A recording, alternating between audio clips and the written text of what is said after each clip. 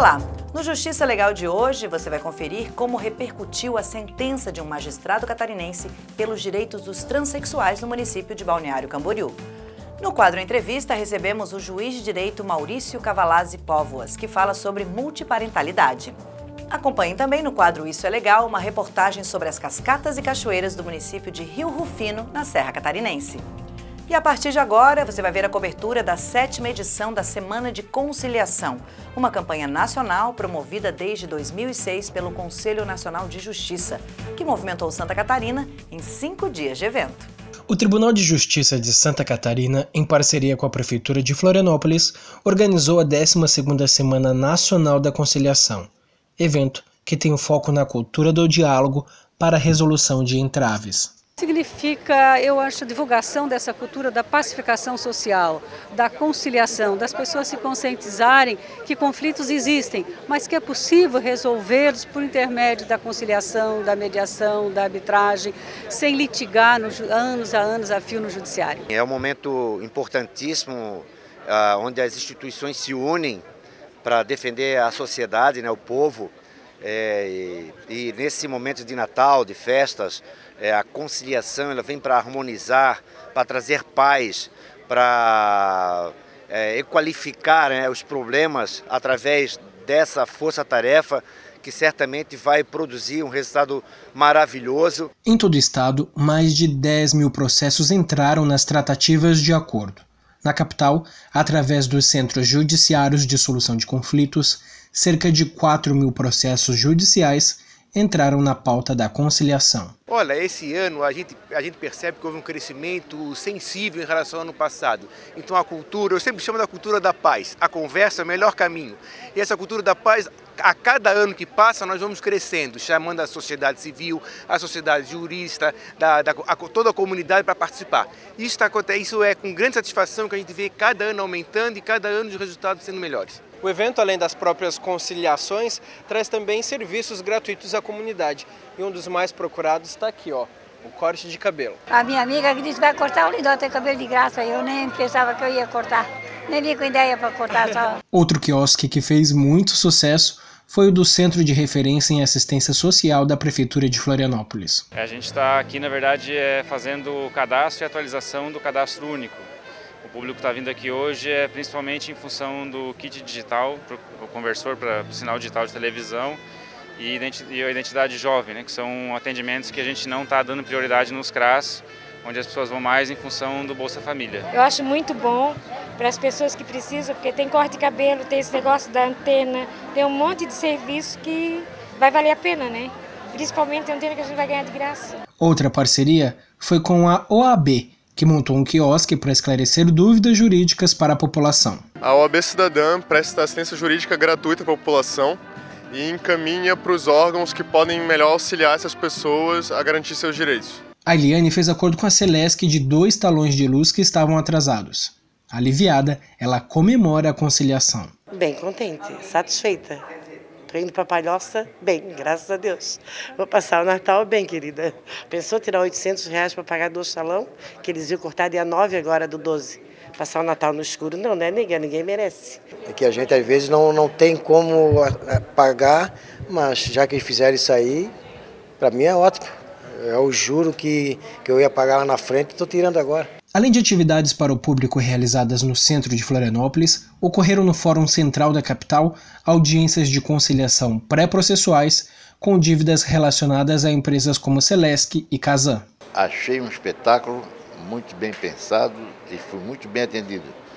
É uma ocasião que a gente tem de resolver o que passou.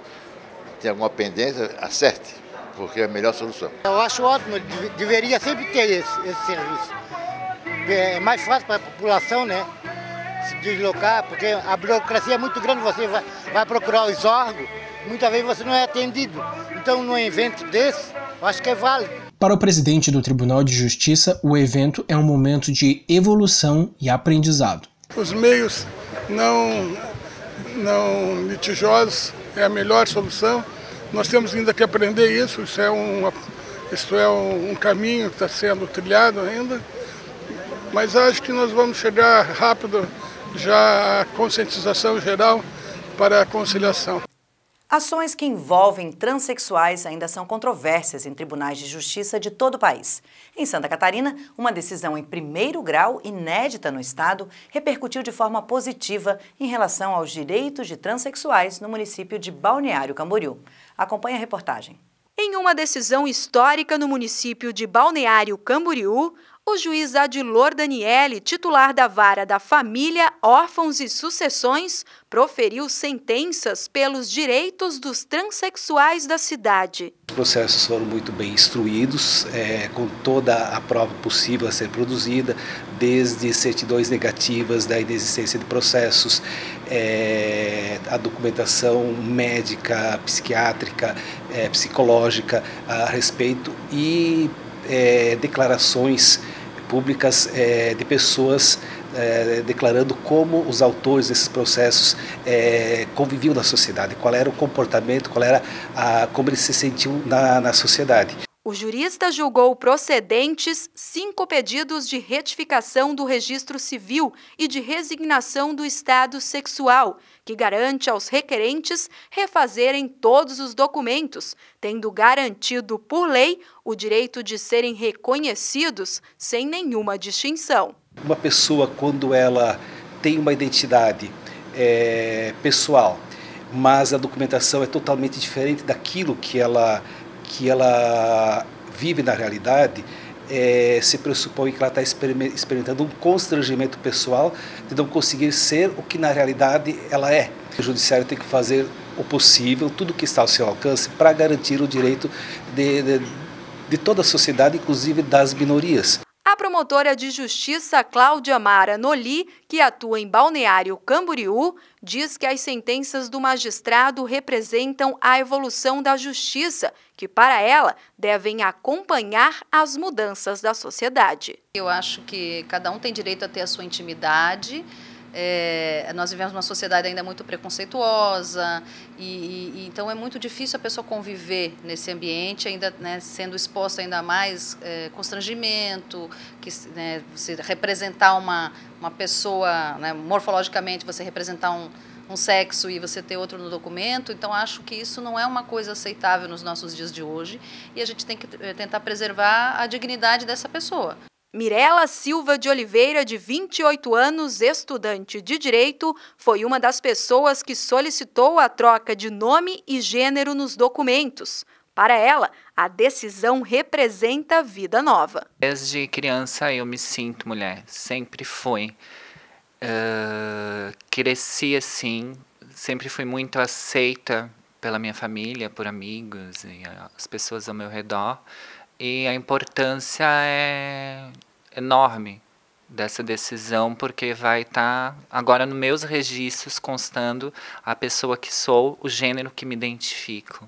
A coordenadora do Núcleo de Práticas Jurídicas da Universidade, que ingressou com os pedidos, Cindel Almeida Silveira, revela que as decisões do juiz representam a ampliação dos direitos à liberdade, igualdade e não discriminação, e que isso está previsto na Constituição brasileira. É fundamental o direito a acompanhar essa evolução da sociedade, até mesmo para prestar um amparo. Então, quando inexiste uma legislação que aborda especificamente aquele caso, aquele assunto de modo concreto, é preciso todo um suporte jurídico para a gente prestar essa tutela jurisdicional.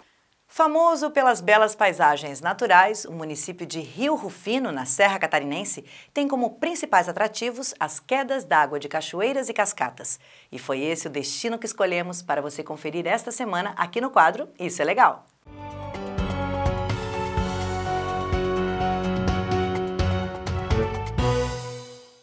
Banhado pelo rio Canoas e afluentes, o município de Rio Rufino, na Serra Catarinense, localizado a cerca de 200 quilômetros de Florianópolis, é cercado por belíssimas cascatas e cachoeiras, que atraem turistas de todas as idades. Nossa, elas ficam maravilhadas, pelos locais até pelos acessos, que são por trilhas, E nessas trilhas a gente vê muitas coisas também, além da cachoeira, que é o objetivo final, mas é a preservação da mata ao entorno dessas cachoeiras.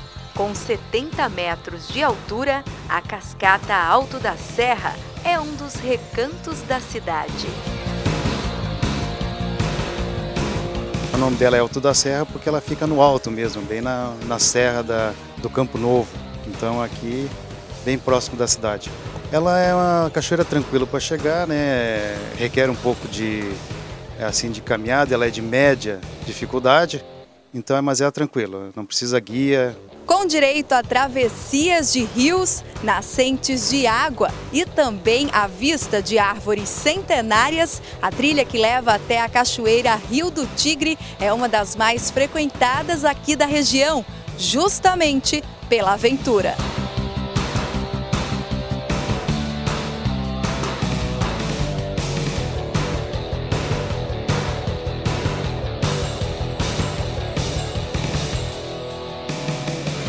Rio Rufino é uma pérola a ser desmembrada agora, está aparecendo mais, mas eu já conhecia há 20 anos atrás, venho frequentando aqui na fazenda Rio do Tigre. Tem até um pouquinho de coisas radicais assim, passar por cima de pedras e tal, mas faz parte da natureza, não deve ser mexido nisso, na minha opinião. Eu acho que vale a pena, compensador chegar aqui e deslumbrar com isso aí tudo.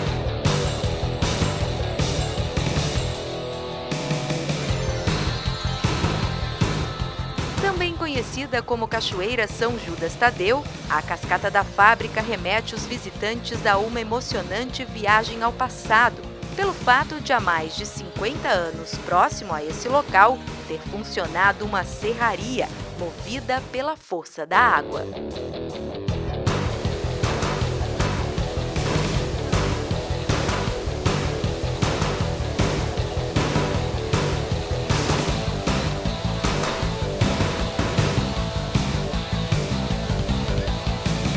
É uma cachoeira que fica próximo do centro, né? Fica em torno de 6 km. E a trilha lá é tranquilo também, só que tem pequenas travessias, né? Durante a trilha nos rios, então tem que ter um pouco de habilidade de caminhar sobre as pedras.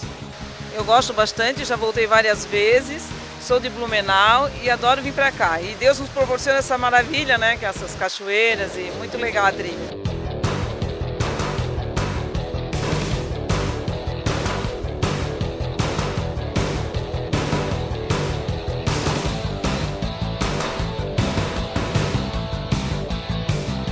Então aquelas pessoas adeptas ao turismo de natureza, esporte de natureza, vem a Rio Rufino. A gente oferece todo esse tipo de atividade.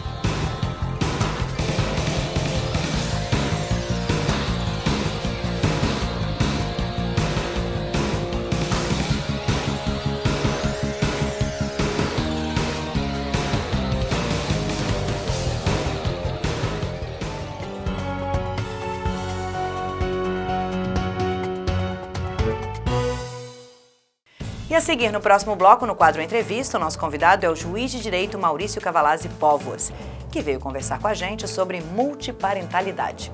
Então não sai daí, logo depois do intervalo, voltamos já já.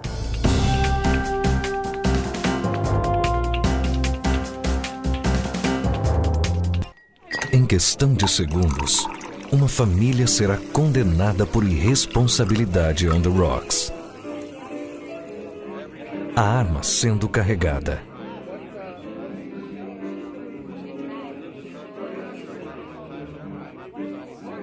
Arma empunhada.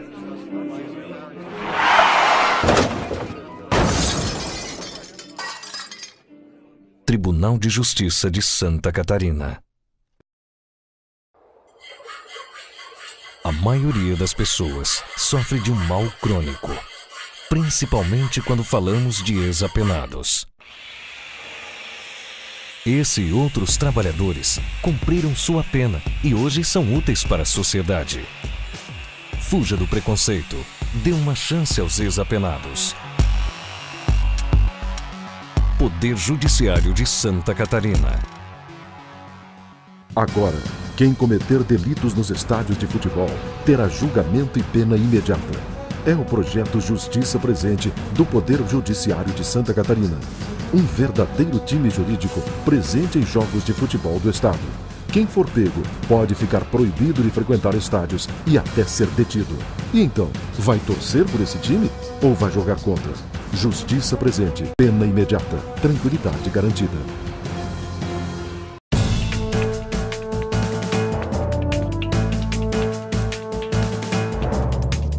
programa Justiça Legal está de volta, muito obrigado pela sua audiência. E agora, no quadro de entrevistas, nós temos o prazer de conversar com o juiz Maurício Cavalazzi Póvoas, ele que é autor do livro Multiparentalidade, a possibilidade de múltipla filiação registral e seus efeitos.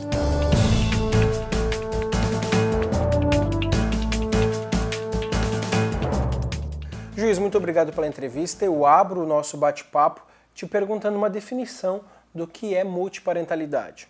Bom, a multiparentalidade é a possibilidade de constar no registro de nascimento, para mim é isso, é mais do que só ter 2 pais ou 2 mães, ou mais de 2 pais, mais de 2 mães. É a possibilidade de constar, inclusive no registro de nascimento da criança, adolescente, até do maior, mais de um pai ou mais de uma mãe concomitantemente. Teria tipo 2 pais e uma mãe, 2 pais e 2 mães, dependendo da situação, né? Basicamente é isso. Obviamente, com vínculos diferentes, um vínculo biológico e outro vínculo afetivo. Em quais situações ela é viável? Então, basicamente se trabalha com investigações de paternidade, por exemplo, ou negatórias de paternidade, onde um pai quer ser reconhecido como pai, ou um pai não quer mais ser reconhecido como tal, e quer a inclusão de outro. Assim, quando eu falo pai genericamente porque é a maioria dos casos, mas pode acontecer com a mãe também, né?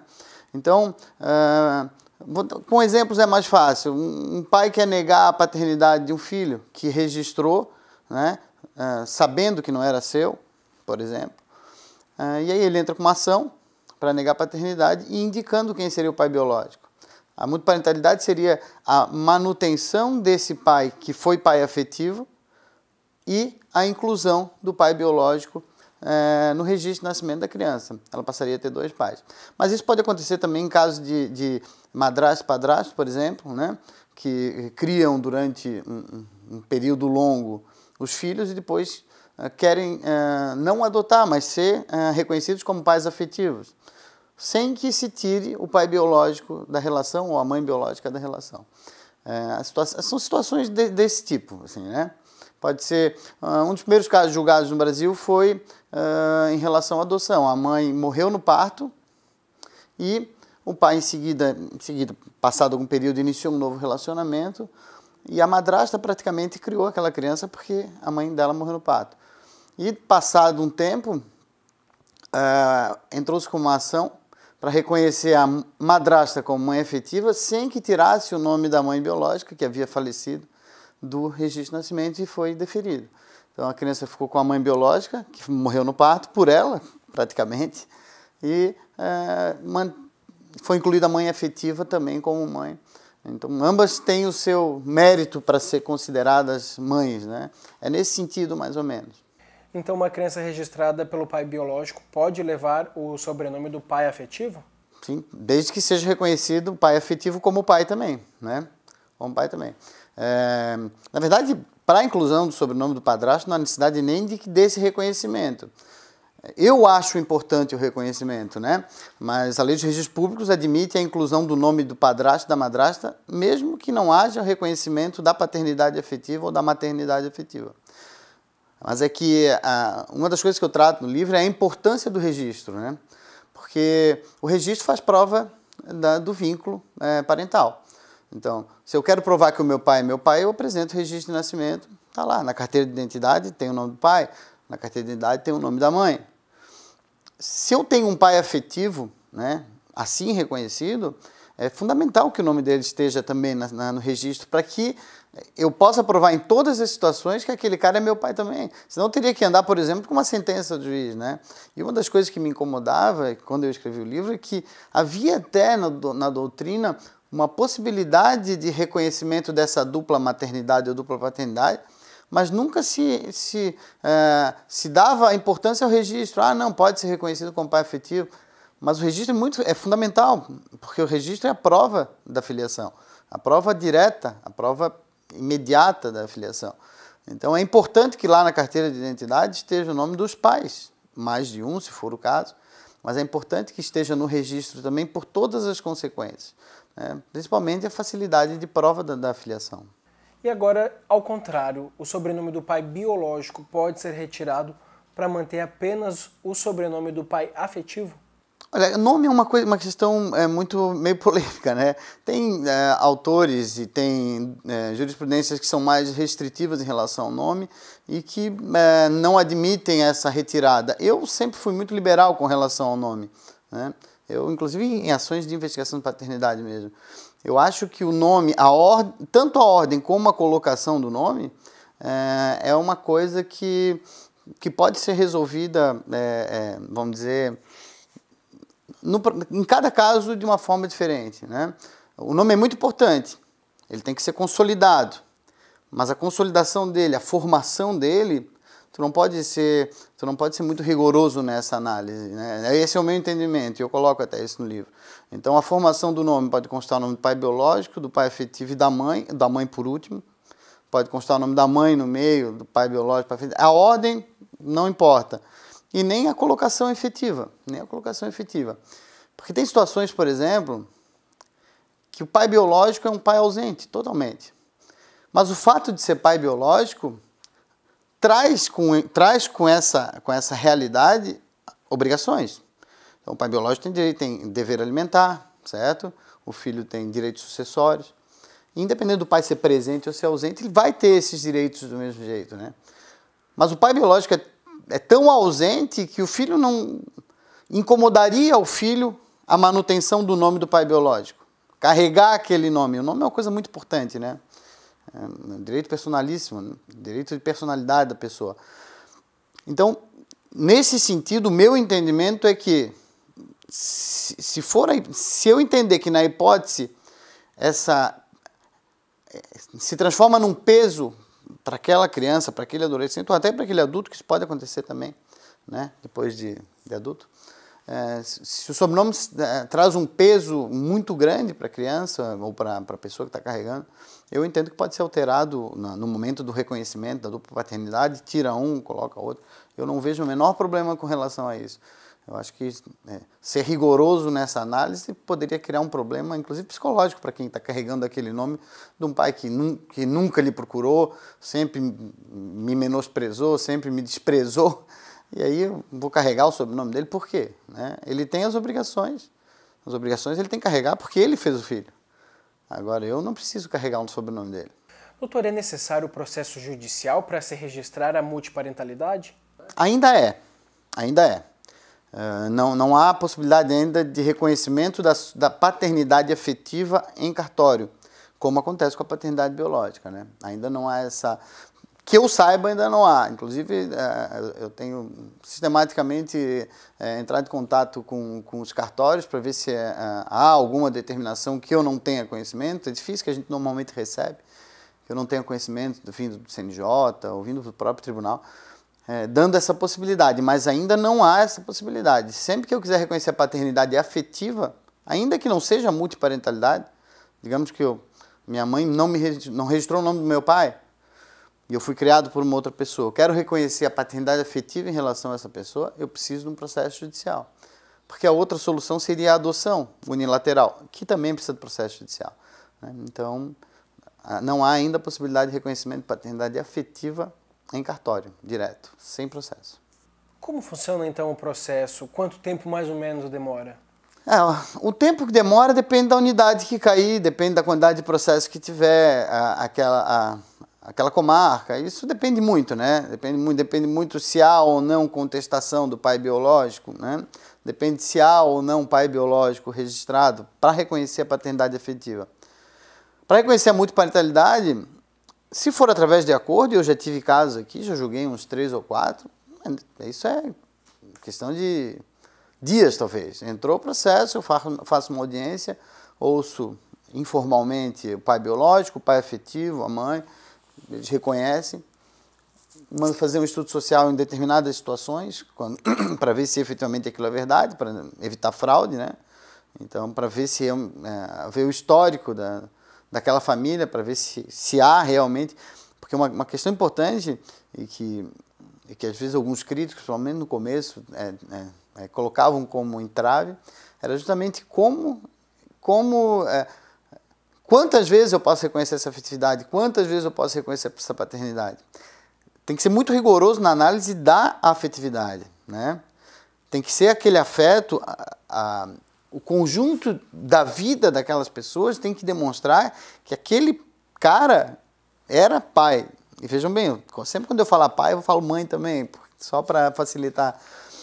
Que aquele cara realmente foi pai daquela criança. Qual é o histórico dele? Ele ia no colégio Dia dos Pais, ele era reconhecido como pai na sociedade, eles tiveram um relacionamento num tempo tal que demonstra, aquela criança chama ele de pai, ele chama ele de filho, eles são tratados dessa forma. Porque não é o fato de eu criar o filho da minha esposa, por exemplo, que seja filho dela de outro relacionamento, que vai me transformar em pai. Às vezes eu não tenho eu não tenho o sentimento, né? O amor de pai é um amor diferenciado, né? E é isso que se tem que descobrir. Por isso a importância de um estudo social e psicológico. Mas o trâmite do processo pode não demorar. Mas depende efetivamente do tempo que vai se levar para ouvir as partes e para fazer um estudo social e psicológico. Mas, se não houver acordo e se houver contestação, e às vezes ocorre que o pai biológico não quer a inclusão de um outro nome, né, no filho, não quer que o filho tenha um outro pai, a mãe biológica também às vezes não quer que outra mãe seja incluída, aí pode demorar um pouco, porque daí você tem que fazer instrução, tem que ouvir testemunhas, né, para ver o que está acontecendo mesmo, tem que ver eventualmente prova documental, né, aí psicológica e tal.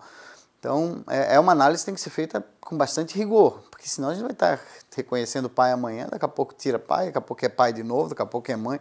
Não, isso é uma análise muito rigorosa que tem que ser feita justamente para que esse instituto importante da paternidade e da maternidade não seja banalizado, não é o objetivo, né? Doutor, e quais são as consequências jurídicas da multiparentalidade? Isso é uma das coisas que eu abordei também no livro e que era a minha preocupação, né? Porque reconhecer a paternidade, tudo bem, vamos reconhecer. Tem o vínculo afetivo, vamos reconhecer a paternidade. E aí? Como que fica a guarda, alimentos, sucessões, né? Isso tudo eu abordo no livro, né? Eu trago todas as situações especificadas. A que mais causa polêmica é a sucessória, né? É a sucessória. E nesse caso, segundo o meu entendimento, os detalhes eu não tenho como explicar, porque são detalhes muito técnicos, tem que fazer alguns gráficos que estão no livro, mas basicamente instaura-se uma linha sucessória entre o filho e os pais, sejam eles 2, 3, né? E entre ele e os pais também, no caso dele ser o autor da herança. Então, se morre o filho, os 3 pais herdam normalmente.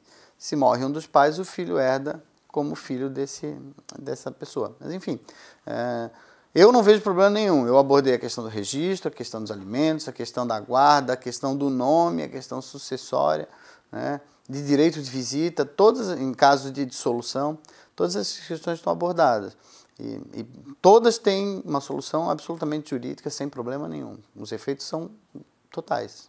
Por mim era isso. Não sei se o senhor quer acrescentar alguma outra informação ou falar do seu livro. O livro é a 2ª edição, né?